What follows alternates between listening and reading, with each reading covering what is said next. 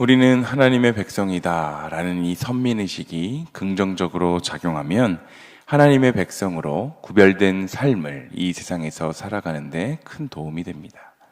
하지만 이러한 선민의식이 부정적으로 작용하게 되면 정작 구별된 삶은 살아내지도 못하면서 다른 사람들을 보며 우리는 너희와는 다르다 라는 이 허황된 우월의식에 사로잡히고 맙니다. 오늘 본문에 등장하는 유대인들에게는 이러한 선민의식이 부정적으로 작용했는데 그들은 하나님의 백성으로서 거룩한 삶을 살아내지도 못하면서 우리는 하나님의 선택을 받은 백성이기 때문에 이방인들인 너희와는 근본적으로 다르다. 너희는 하나님을 믿지도 않고 그분의 뜻에 순종하지도 않기 때문에 진노의 심판을 받게 되지만 우리는 하나님을 믿고 그분의 뜻에 순종하기 때문에 진노의 잔을 받지 않는다라는 근거 없는 우월감과 자신감에 빠져 있었습니다. 그런 그들에게 오늘 본문의 바울은 아니다. 너희가 아무리 하나님의 백성이라고 해도 이방인들과 다를 바가 없이 악하게 살기 때문에 너희도 이방인들처럼 진노의 잔을 받게 될 것이다 라고 단호하게 선언하고 있습니다. 과연 오늘을 살아가고 있는 우리들에게 하나님의 백성이라는 이 선민의식이 어떻게 작용하고 있습니까? 바라기는 이 선민의식이 우리의 삶을 하나님의 백성으로 이 세상 가운데 거룩하게 구별된 모습으로 살아가는 그러한 동력으로 긍정적으로 사용되기를 소망합니다. 오늘 본문의 말씀을 통해 우리들에게 주시는 영적인 깨달음을 함께 살펴보겠습니다. 오늘 본문 6절은 이렇게 이야기하는데 우리가 함께 읽어보겠습니다. 6절입니다. 하나님께서 각 사람에게 그 행한 대로 보응하시되. 아멘. 성경은 모든 사람이 죽는 것이 하나님이 정하신 이치이며 그 후에는 하나님의 심판이 있을 것이다 라고 수도 없이 선언합니다. 이 심판은 하나님이 각 사람이 행한 대로 보응하시는 것입니다. 모든 것을 아시고 사람의 외모를 보지 않고 중심을 보시는 하나님은 선을 행한 자에게 영생의 복으로 갚아주시고 악을 행한 자에게는 진노와 분노의 멸망의 심판을 내리시는데 하나님께서는 사람을 외모로 취하지 않는 분이시기 때문에 그 심판은 한치의 오차도 없이 정확하게 이루어집니다. 대부분의 기업이나 회사에는 인사고과라는 것이 있는데 이 인사고과는 조직의 성과를 극대화하는 데 중요할 뿐만이 아니라 개인적으로도 승진이나 연봉 협상 등에 굉장히 중요합니다. 인사고과는 조직 내에서 인력의 효율적인 활용을 위해서 직원의 근무 성적이나 능력을 평가하는 것인데 보통은 부서의 상급자가 그 하급자를 평가하게 됩니다. 그런데 아무리 인사고과를 위해 상급자가 그 하급자를 아주 열심히 면밀하게 관찰한다 할지라도 사람이 고과표를 쓰는 데는 분명한 한계가 있습니다. 사람은 자신의 주관을 떠날 수가 없고 또 다른 사람이 회사에서 그 보여지는 이미지 외에 진짜 그 사람의 내면이나 아니면 그 사생활까지는 전혀 알 수가 없기 때문에 인간이 쓰는 고과표는 그 사람을 온전히 다 반영한다라고 말하기가 어렵습니다. 하지만 하나님이 쓰시는 고과표에는 아무도 이의를 제기할 수가 없는데 하나님은 우리의 모든 것을 아시는 분이시기 때문입니다.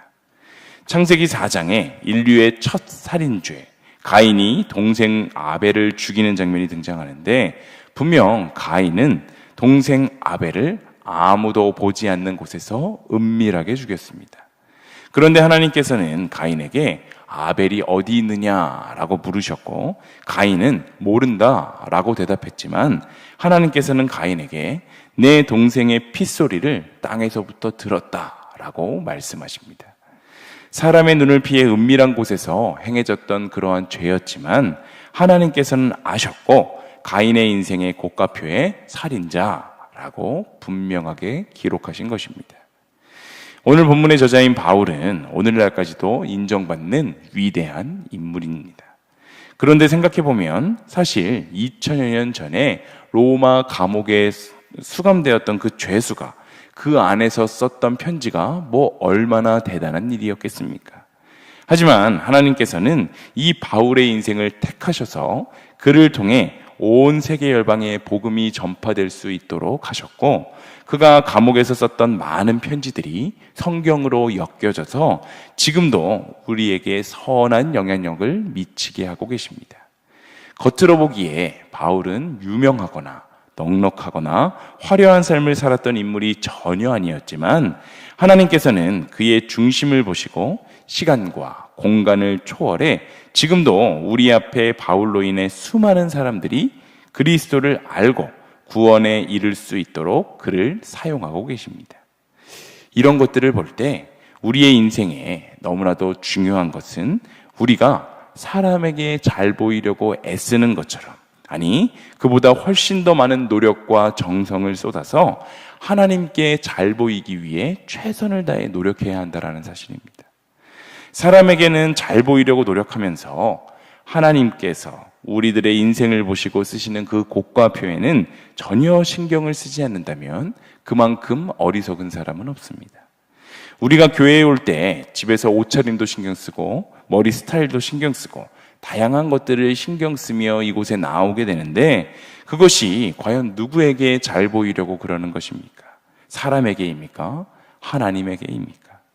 우리의 모든 것을 하시고 특별히 외모가 아니라 우리의 중심을 보시는 하나님께서는 우리의 모든 것을 하신다라는 사실을 기억하며 하나님이 원하시는 모양으로 우리의 삶을 살아내기 위해 최선을 다하는 우리 모두의 인생이 다 되시기를 소망합니다. 본문 6절을 다시 한번 읽겠습니다. 6절입니다. 하나님께서 각 사람에게 그 행한 대로 보응하시되. 아멘. 우리의 인생을 정확하게 평가하시는 분이 바로 하나님이신데, 이번에는 하나님께서는 각 사람이 행한 대로 보응하신다라는 이 사실에 주목해 보겠습니다. 하나님께서는 사람들의 점수를 단체로 매기시는 것이 아니라 각 사람 개별적으로 매기십니다. 그렇기 때문에 아무리 우리가 같은 교회에서 같은 시간에 하나님을 예배한다고 할지라도 하나님의 최후의 심판의 날에는 우리의 점수는 다 다를 수밖에 없는 것입니다.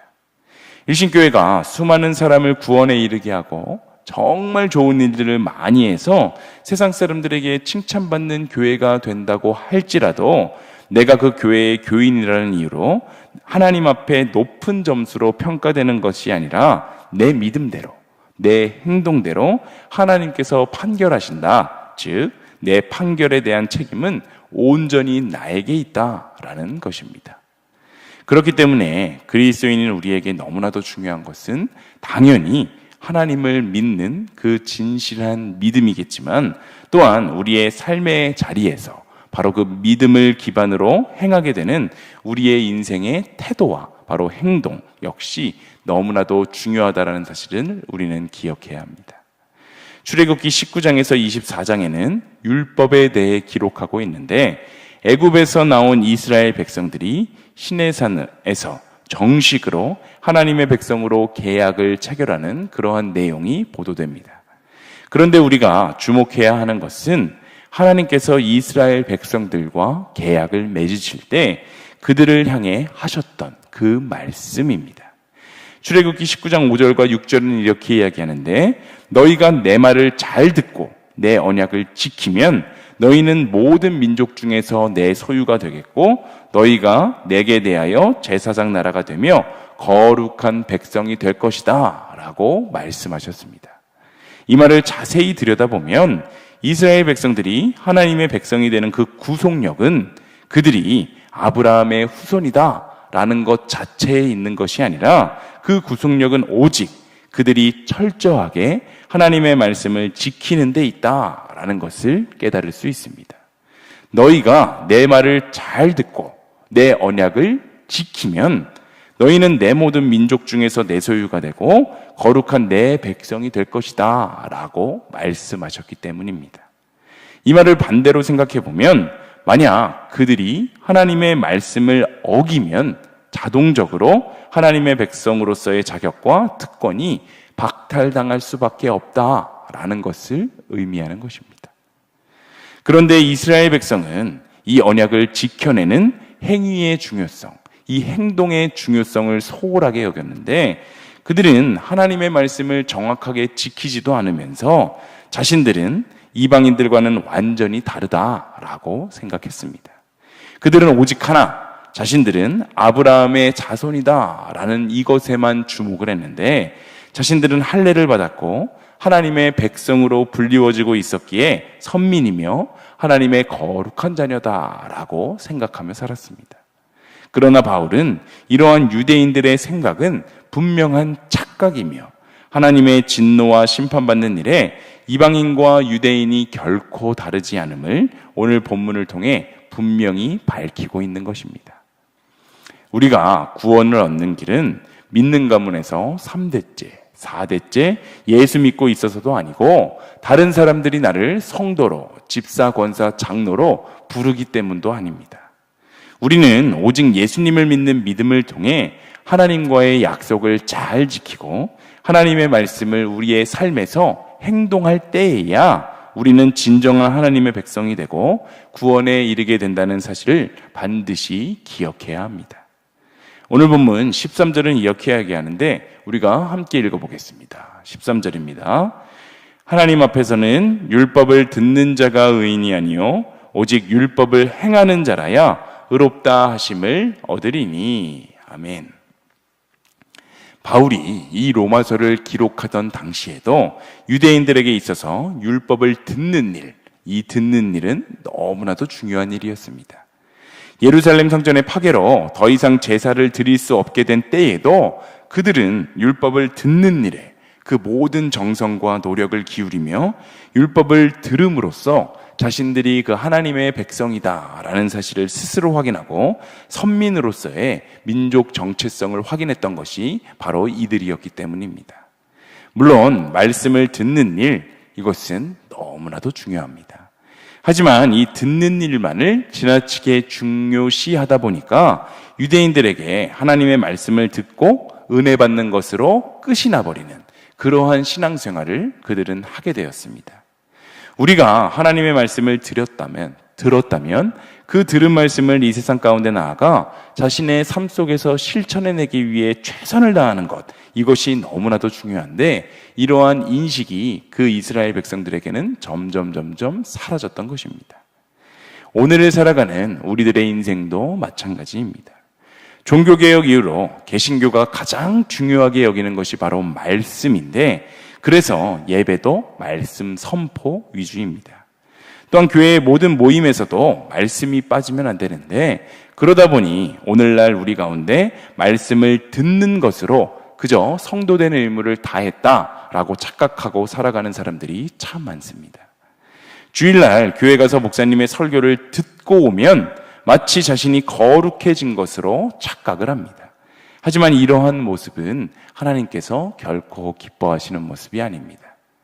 우리가 하나님께 정말로 인정받는 자녀가 되기 위해서는 말씀을 열심히 듣는 데에만 만족하는 것이 아니라 요셉처럼, 다니엘처럼 삶의 현장에서 그 들은 말씀을 그대로 지켜내야 한다, 지키고 살아가야 한다라는 사실을 기억하시기를 소망합니다.